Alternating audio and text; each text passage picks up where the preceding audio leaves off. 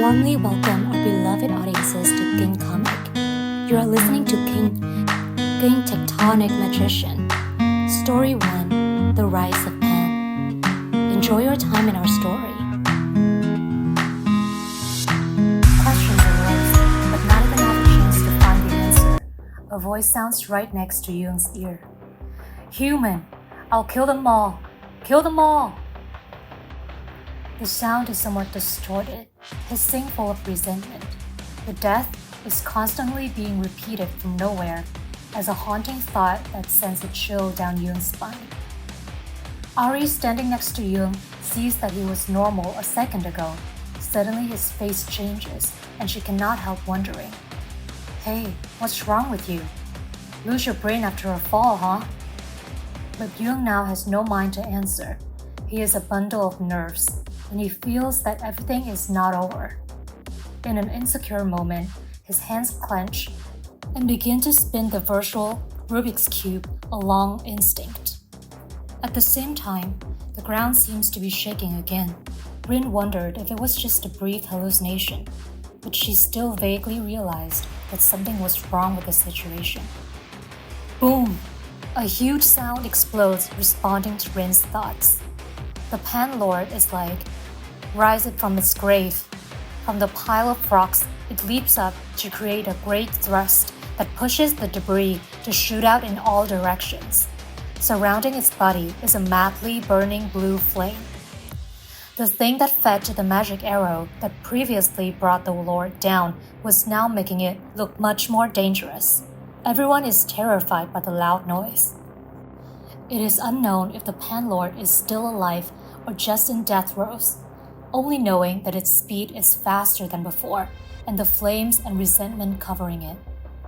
The thorny, oversized orb of Pan, filled with magical flames, is rushing towards Ari and Young. It is coming closer and closer, and Young clearly hears the wind strongly soaring. Pan's murderous rage is strong. This time it strikes extremely fast, with determination to eat the whole two damn weak preys that dared to build a grave for it right before.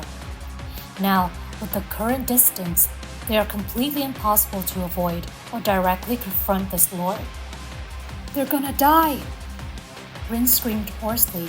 Her eyes were extremely tense, and she fell into a panic when she saw that Young and Ari were on the edge of danger. Could it be that Young and Ari's final moment has come? Immediately, Young launches a counterattack. Then he places his hand on his left chest and prepares a ritual to open the way to another dimension inside his heart. The moment he started the ritual, the scene around him quickly changed.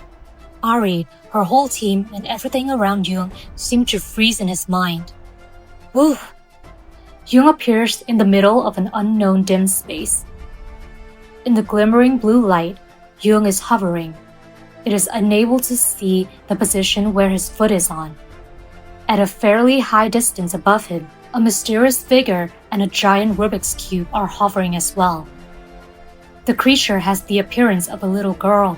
That's Vishnu. She has a small head with thick platinum color hair covering her eyes. She is wearing a light blue wizard dress.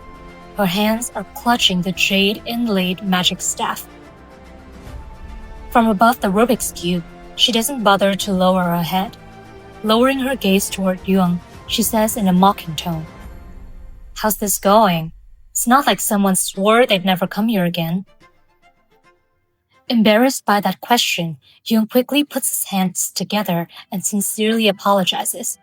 Sorry, Vishnu, I knew it. It was my fault.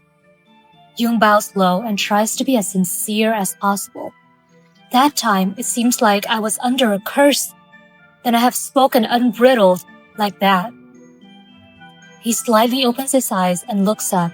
Seeing that Vishnu still has no response, he continues to beg, trying to say in a hurried voice, Don't hold a grudge. I'm dying out here.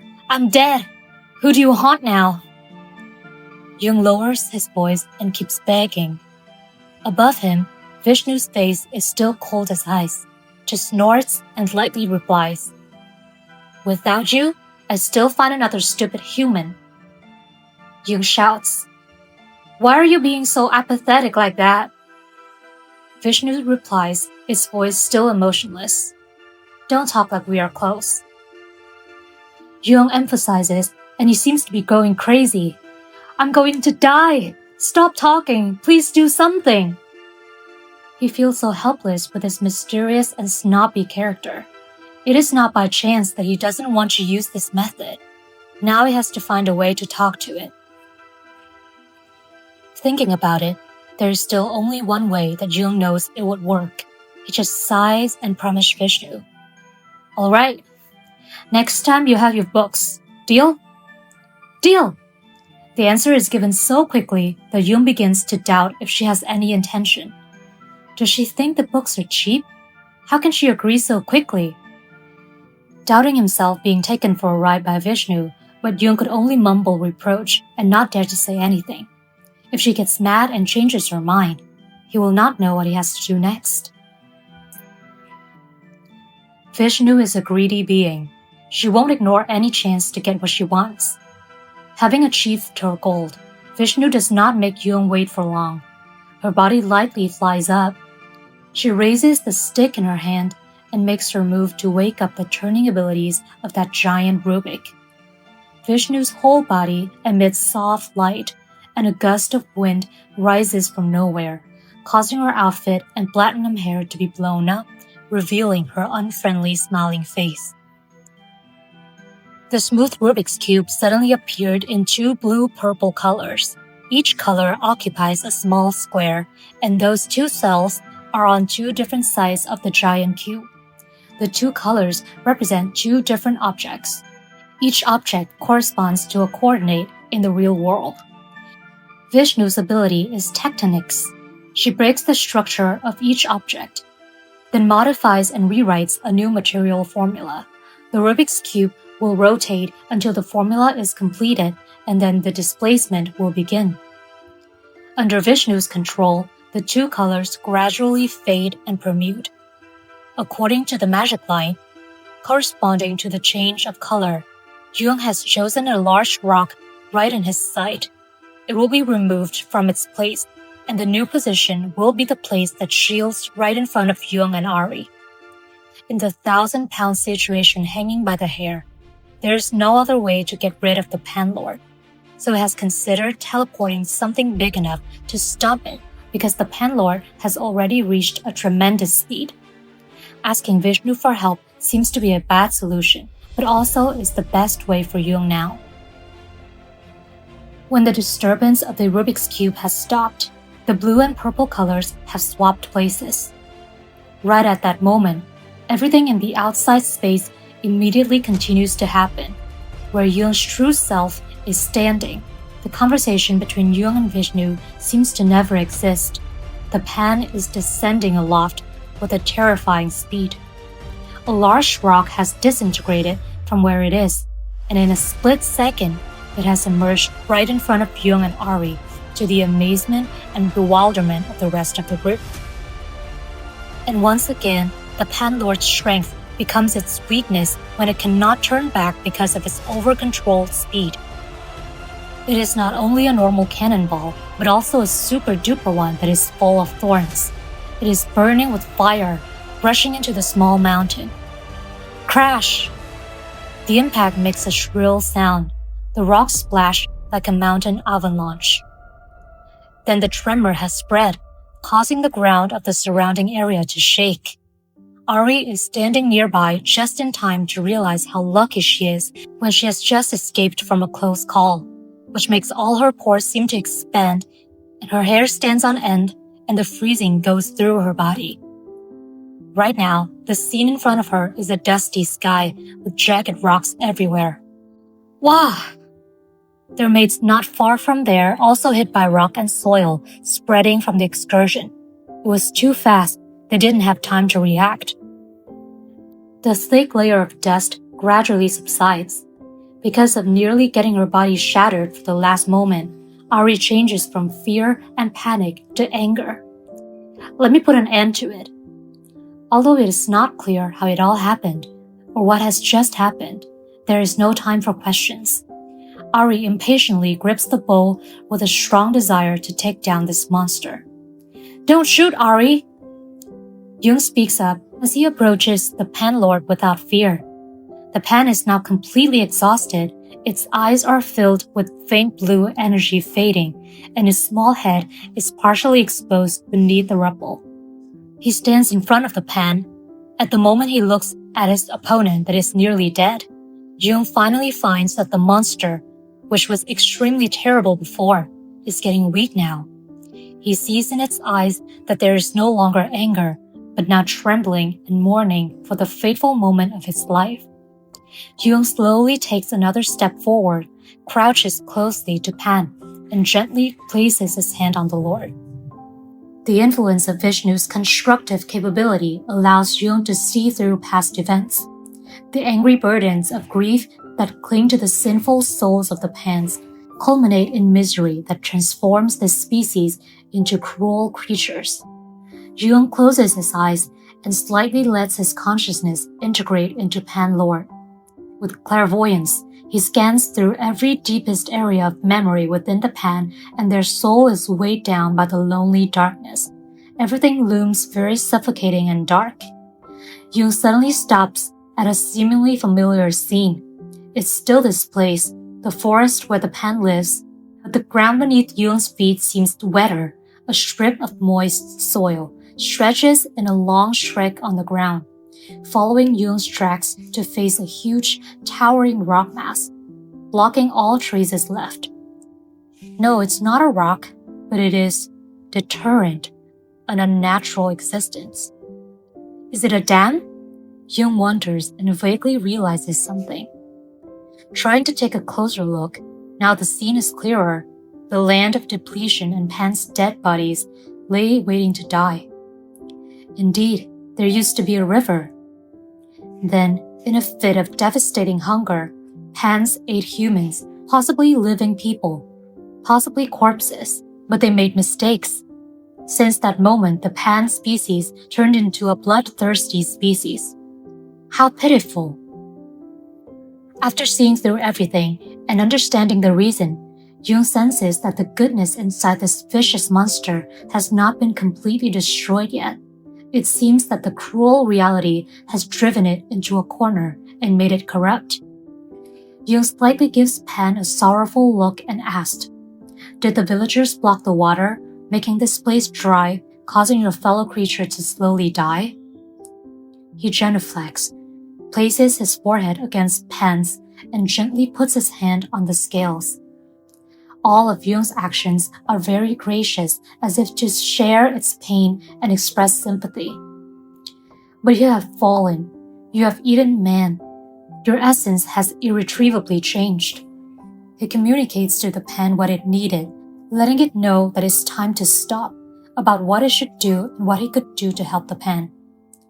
"The last thing I can do is free your children from magic, so that they can return to their normal lives and make this land a peaceful place for Pan."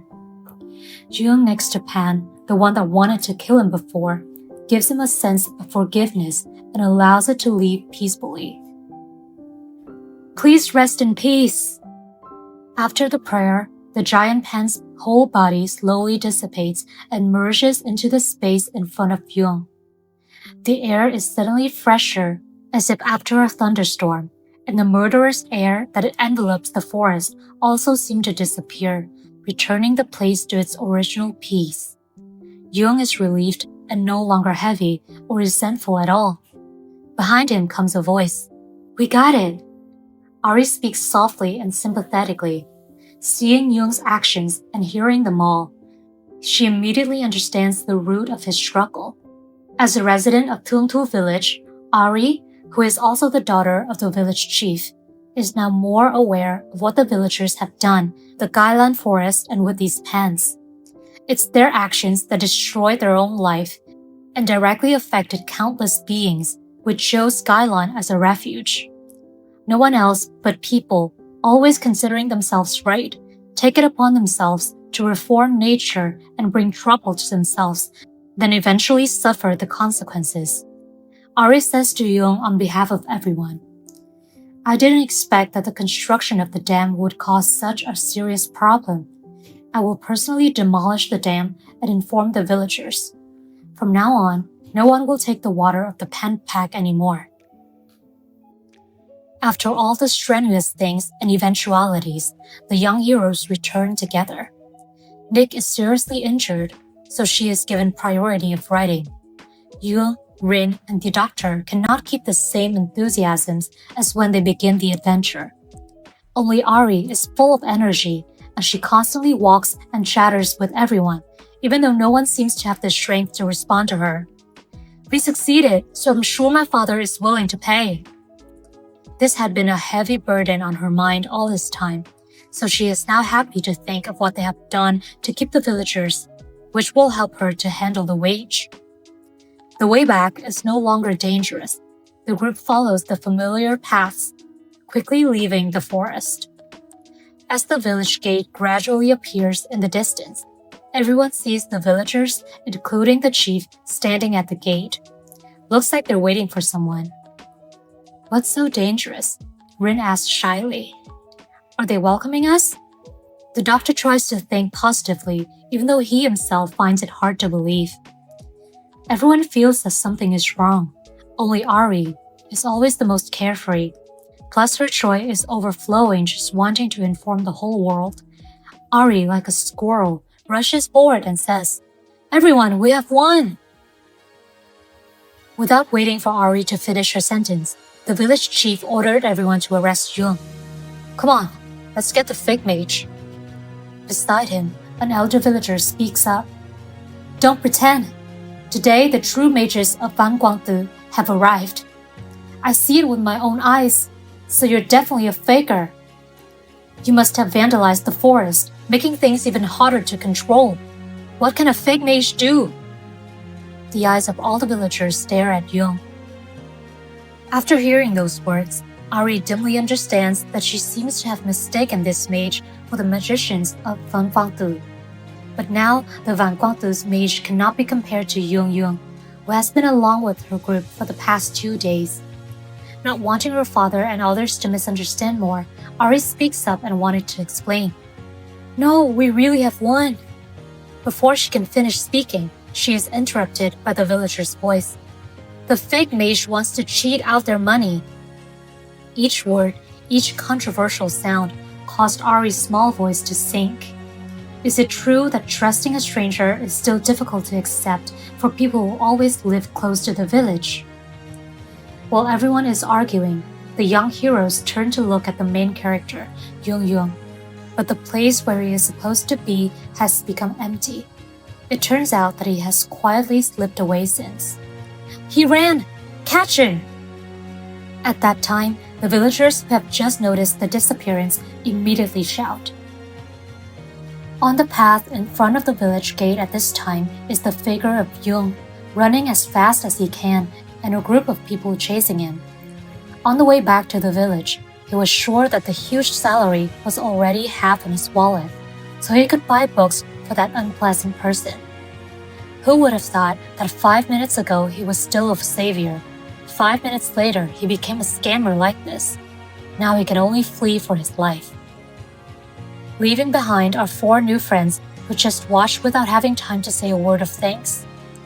I have not taken the money yet. As he runs, he shouts about his heartache and keeps running with his legs over his neck, even though he has just experienced a life or death battle. Catch him! Catch him! The crowd continues to shout loudly. As for Ari, she can only scream out loud, hoping that among those shouting voices, Duong could hear her thanks. Thank you, mage! The essence of this life is inherently an ever-changing unknown. We will always have to do our best to adapt to all changes, but sometimes the simplest effort comes from changing perspective. This world is a story of good and evil, a story of courage, sacrifice, and wars. The stories of heroes that reflect humanity's journey. It shows us that faith in the good things in life, will always overcome the evil darkness of sin. Ari and the 3 warriors stand and watch the villagers and Duong fades away. They are silently grateful to the mage for passing by to help them win this battle. This ending may not be what the main character expected, but in the end, the fight comes to a happy ending. The village and the forest will eventually regain their inherent peace. As long as there are people like Ari, the harmony between man and nature will be cherished and protected by the villagers for many generations to come. The end. So, this is the end of Story 1, The Rise of Pan. But the big picture of Tectonic Magician has just started. Follow us on our social networks, especially 310.net, to be the one who catches up with us first. Tectonic Magician in the future will surely bring you new stories full of excitement and thrill. And now, bye-bye and see ya!